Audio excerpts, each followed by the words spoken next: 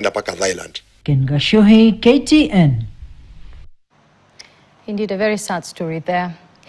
Moving on, President William Ruto has credited his administration's policies for what he perceives as a win against corruption within government. The head of state, while speaking in Machakos County, once again hit out at opposition for politicizing matters education. As Ian Keitani reports, the president has vowed to ensure more allocation to the education sector.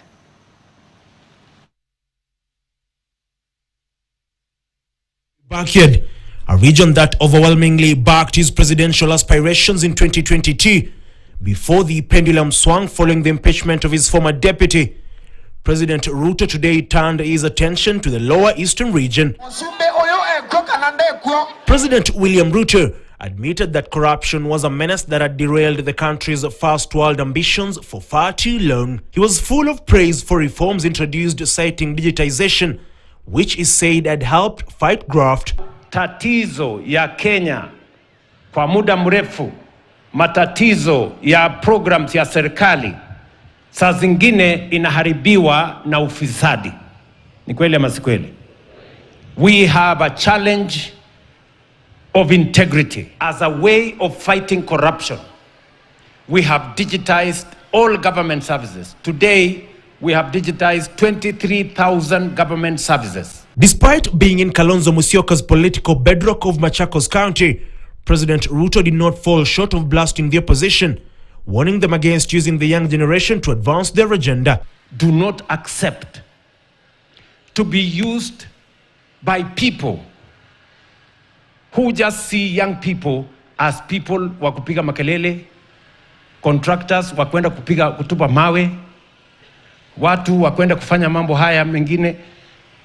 Mtu akitaka mtu ya kutupa mawe, contractor number 1 aweke mtoto yake. Sio hawa vijana wa Kenya. Young people of Kenya are not voting machines.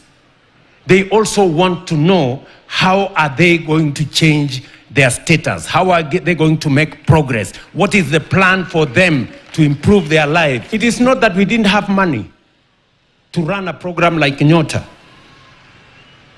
The only challenge was that there was no leadership on how this is going to happen. Turning to matters education, the president slammed the opposition for politicizing the education sector. And I have asked people who have no ideas of what we are doing not to bring small politics and propaganda into our education system. Capitation is going to be in school before our children arrive in school. We're going to put more money in STEM subjects, in science, in research, in technology, because we need the human capital that is going to move Kenya from a third world country to a first world country. In Keitani, KTN, Nairobi. President William Ruto also appears to have changed